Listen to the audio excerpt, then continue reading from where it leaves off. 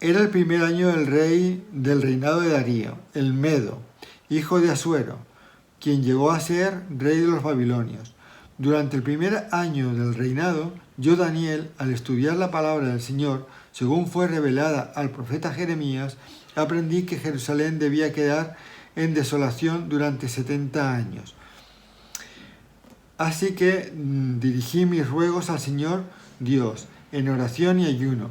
También me puse ropa de tela áspera y arrojé cenizas sobre mi cabeza. Oré al Señor mi Dios y le confesé: Oh Señor, tú eres un Dios grande y temible. Siempre cumples tu pacto y tus promesas de amor inagotable con todos los que te aman y obedecen tus mandatos. Pero hemos pecado y hemos hecho lo malo. Nos hemos rebelado contra ti y hemos despreciado tus mandatos y ordenanzas. Nos hemos rehusado a escuchar a tus siervos los profetas, quienes hablaron bajo tu autoridad, y a nuestros reyes, príncipes antepasados y a todo el pueblo de la tierra. Señor, tú tienes la razón, pero como ves, tenemos el rostro cubierto de vergüenza. Esto nos sucede a todos, tanto a los que están en Judá, en Jerusalén, como a todo el pueblo de Israel disperso en los lugares cercanos y lejanos, donde quiera que nos has mandado por nuestra deslealtad a ti. Oh Señor, nuestros reyes, príncipes antepasados, estamos cubiertos de vergüenza porque hemos pecado contra ti. Pero el Señor nuestro Dios es misericordioso y perdonador, a pesar de habernos rebelado contra Él. No hemos obedecido al Señor nuestro Dios porque no hemos seguido las instrucciones que nos dio por medio de los siervos, los profetas. Todo Israel ha desobedecido tus instrucciones, te ha dado la espalda y ha rehusado escuchar tu voz. Entonces ahora, a causa de nuestros pecados, se han derramado sobre nosotros las maldiciones solemnes y los juicios escritos en la ley de Moisés, siervo de Dios. Tú cumpliste tu palabra, hiciste con nosotros y nuestros gobernantes tal como habías advertido. Nunca hubo una calamidad tan grande como la que ha ocurrido en Jerusalén. Se han cumplido todas las maldiciones de la ley de Moisés escritas con nosotros. Sin embargo, nos hemos rehusado a buscar la misericordia del Señor nuestro Dios al no reconocer su verdad ni abandonar nuestros pecados. Por lo tanto, el Señor nos ha enviado a la calamidad que había preparado. El Señor nuestro Dios tuvo razón en hacer todas estas cosas porque no lo obedecimos. Oh Señor nuestro Dios, al rescatar a tu pueblo de Egipto con gran despliegue de poder, le diste honor perpetuo a tu nombre. Pero hemos pecado y estamos llenos de maldad. En vista de tus fieles misericordias, por favor, Señor, aparta tu enojo y furor de tu ciudad, Jerusalén, tu monte santo. Todas las naciones vecinas se burlan de Jerusalén y de tu pueblo por causa de nuestros pecados y de los pecados de nuestros antepasados. Oh Dios nuestro, oye la oración de tu siervo, escucha mientras te hago mis ruegos. Por amor de tu nombre, Señor, vuelve a sonreírle a tu desolado santuario. Oh Dios mío, inclínate y escúchame. Abre tus ojos y mira nuestra desesperación. Mira cómo tu ciudad, la ciudad que lleva tu nombre, está en ruinas. Esto rogamos no porque merezcamos tu ayuda, sino debido a tu misericordia. Oh Señor, óyenos. Oh Señor, perdónanos. Oh Señor, escúchanos y actúa por amor de tu nombre. No te demores, oh mi Dios, porque tu pueblo y tu ciudad llevan tu nombre. Muchas gracias por leer el texto. Vamos a mirar ahora en esta oración y me gustaría subrayar, antes que todo, que de esta oración podemos aprender mucho para nuestras vidas a base de un modelo a seguir de actitud que mostró Daniel ahí.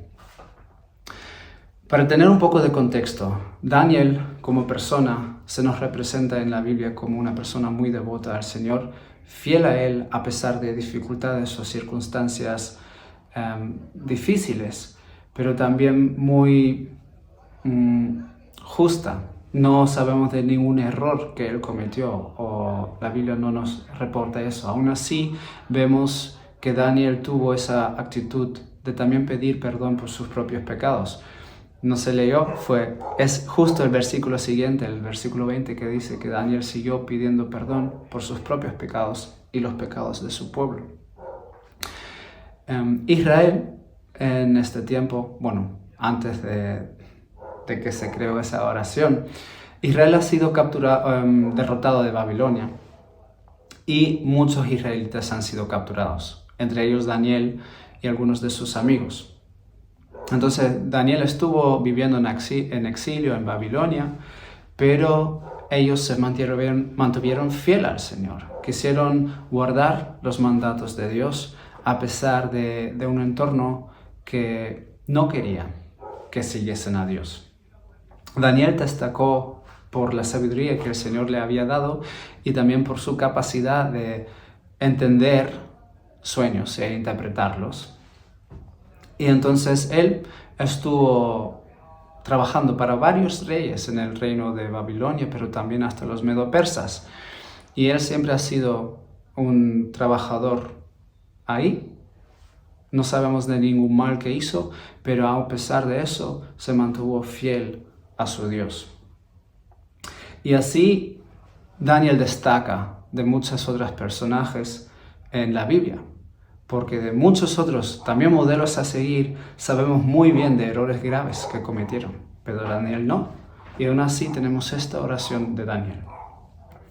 Entonces en ese texto podemos ver o sacar una conclusión ya muy grande, que Dios es misericordioso y que siempre valdrá la pena buscarlo y acercarse a Él en arrepentimiento.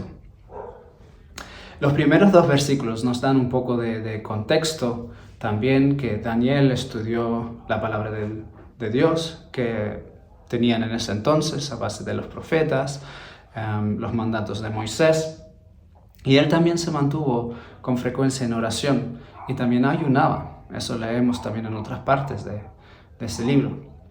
Pero no me gustaría enfocar tanto en estos primeros versículos, sino más bien en la oración del versículo 3 al 19. Y esta oración diría que se podría dividir en 2 partes. La primera parte, que es la más grande, del 3 al versículo 16, es una oración que refleja el reconocimiento del pecado y de la justicia de Dios. Y la segunda parte, que es bastante breve en comparación, del 16 hasta 19, que es una petición por misericordia y perdón. Y esta oración es bastante emocional. Refleja la vida interna o una realidad que vive Daniel internamente y nos enseña mucho de su corazón. Lo que vuelve esa oración tan especial no es ningunas palabras muy elocuentes o la manera de cómo se expresa, sino más bien porque esa oración en sí es una expresión de lo que está dentro de Daniel. Y eso no solo expresa su sentir profundo, sino también eso va mano a mano con la realidad y la verdad de Dios, que sin su misericordia no somos nada, que somos pecadores. Y Daniel lo tuvo muy bien claro. A pesar de que nosotros no sabemos de ningún error que cometió, él se vio como necesitado de Dios y de estar delante de Él y pedirle perdón. No sabemos exactamente de qué, pero aún así él tuvo esa posición. Y esto es justo una actitud que realmente nos da un ejemplo a seguir, porque creo que es una de las metas para nuestras vidas en el crecer espiritualmente y nuestro madurar en el Señor como personas, como creyentes. Y creo que es casi imprescindible que cada vez nos parezcamos más a Daniel en ese sentido, a sentir así pequeños delante de Dios, porque somos pequeños delante de Dios, aún pudiendo hacer grandes cosas, como Daniel, que era el segundo en todo el reino.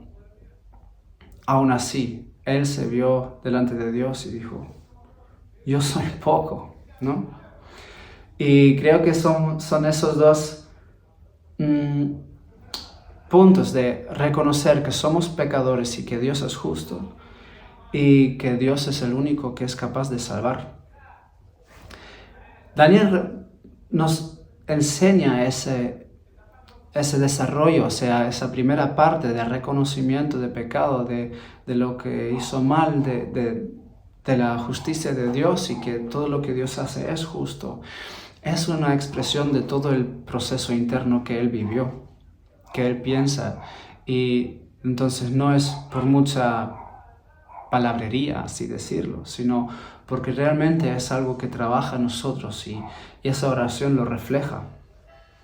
Y después de esa oración es cuando él pide, con una breve, pide por misericordia y perdón, y esa es la segunda parte de la oración, que es bastante breve. Y a mí me parece fascinante y me llama la atención que es tan breve. Vemos ese reconocimiento de pecado que es tan elaborado, digamos, y después muy brevemente pedir que Dios tenga misericordia, que Dios restaure, que perdone. Y a mí eso es una muestra de mucha confianza que mostró Daniel, porque no tenía la necesidad de pedir con muchas palabras, sino expresó su petición y lo dejó delante de Dios, porque supo que Dios escucha, Él sabe lo que necesitamos. Y me recuerda también a lo que dijo Jesús en Mateo 6, versículo 7, que dijo, cuando ores, no parlotees de manera interminable, como hacen los gentiles. Piensan que sus oraciones recibirán respuesta solo por repetir las mismas palabras una y otra vez. No seas como ellos, porque tu Padre sabe exactamente lo que necesitas, incluso antes de que se lo pidas. Y eso lo dijo Jesús. Daniel vivió antes de Jesús y él realizó esa parte se presentó esa oración, esa petición sencilla y ahí la dejó. No tenía que desarrollar mucho más porque sabía, ya todo depende del Señor. Entonces esa oración nos muestra mucha confianza que tuvo Daniel en el Señor. Y también Daniel da un ejemplo real de una de las parábolas que dio Jesús en otra parte. En Lucas capítulo 18, a partir del versículo 10, voy a leerlo brevemente.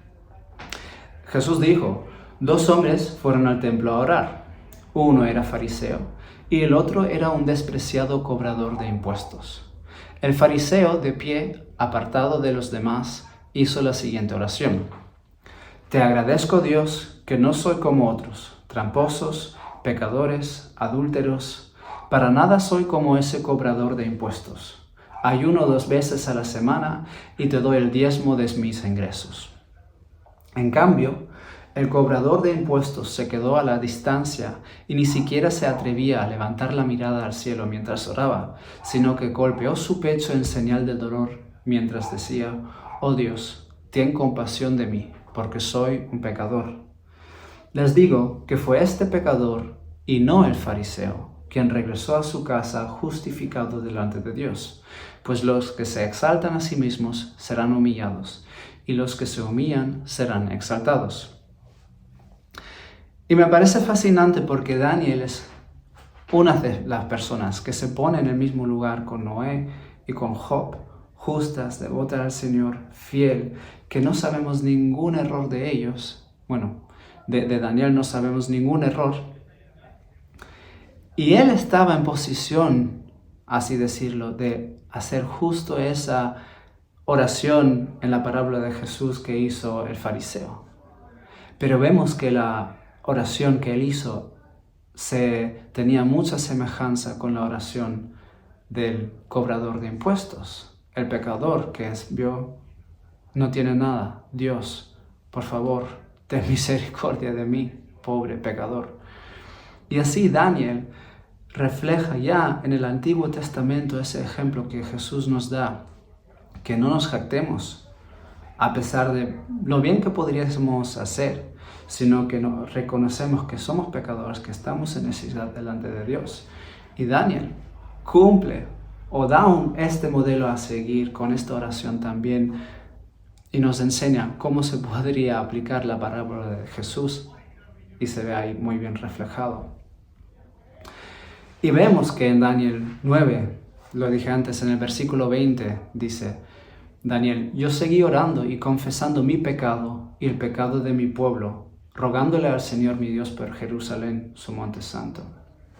Y vemos que el resultado de esta oración, que está descrito en los siguientes capítulos, fue que Dios da nueva vida, que nos restaura. ¿Qué quiere decir eso? Nos enseña ese modelo a seguir de quiénes somos delante de Dios. Y seamos quienes seamos, la parábola del Señor nos da ese ejemplo de un pecador. Y en Daniel realmente tenemos uno de los personajes más justos, más fieles al Señor en toda la Biblia.